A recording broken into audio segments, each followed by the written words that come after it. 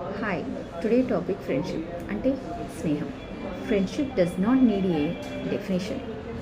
A true friend is someone who understands your feelings without any conditions and stand by them your side when you need them most and never give up on bond. No matter how many times they are ignored, relationship is not about need.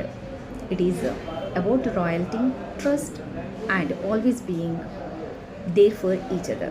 కదా, స్నేహం అంటే ప్రత్యేకమైన నిర్వచనం అవసరం లేదు.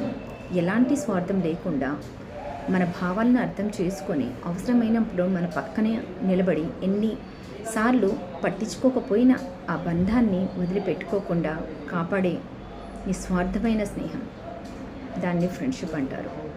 నిజమైన friends అవసరం కోసం కాదు, నమ్మకం, విశ్వాసం, ఒకరి మీద ఉన్న ఎప్పుడూ తోడుగా ఉండాలన్న నిస్వార్థమైన స్నేహాన్ని ఫ్రెండ్షిప్ అంటారు కదా.